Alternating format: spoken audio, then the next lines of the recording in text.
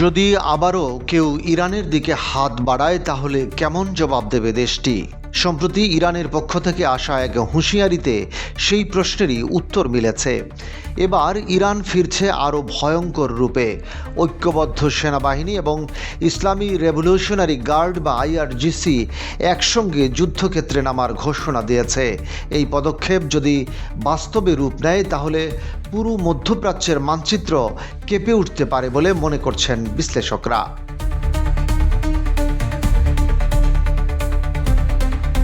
মেহের নিউজের বরাত দিয়ে জানা যায়, পবিত্র প্রতিরক্ষা সপ্তাহে এক ঐতিহাসিক সাক্ষাতে ইরানের সেনাপ্রধান মেজর জেনারেল আমির হাতাভি এবং IRGC commander major general Mohammad Pakpour একই টেবিলে বসেন।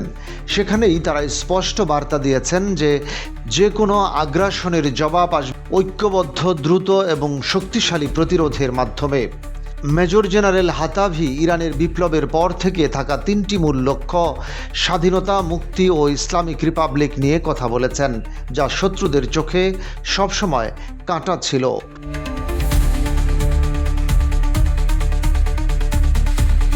তিনি জানান, ইরানের সেনাবাহিনী ও আইআরজিসির ঐক্যই জাতীয় নিরাপত্তার মূল স্তম্ভ। তাদের এই ঐক্য শত্রুদের ষড়যন্ত্র ভেদ করার জন্য একটি লোহার ঢাল হিসেবে কাজ করবে।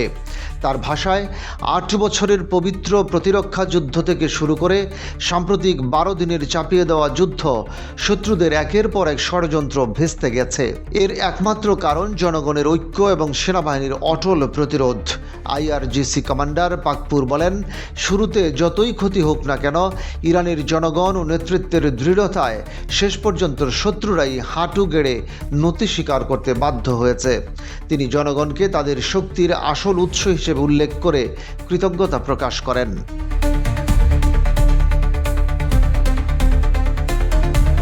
এখন প্রশ্ন হলো, এমন ঐক্যবদ্ধ অবস্থান যদি সত্যিই মাঠে নামে, তবে ইসরায়েল কিংবা যুক্তরাষ্ট্র কেউ কি পারবে ইরানকে টলাতে?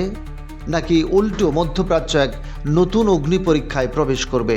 যদি আবার আগ্রাসন হয় তবে ইরানের হুঁশিয়ারি স্পষ্ট। প্রথমে আসবে ঐক্যবদ্ধ, দ্রুত ও বুদ্ধিদীপ্ত প্রতিক্রিয়া, আর একই ভুল আবারও করলে ভয়ঙ্কর জবাব দেওয়া হবে। ইরান কি কেবল হুঁশিয়ারি দিচ্ছে নাকি সত্যিই যুদ্ধের প্রস্তুতি নিচ্ছে, তা সময় বলে দেবে।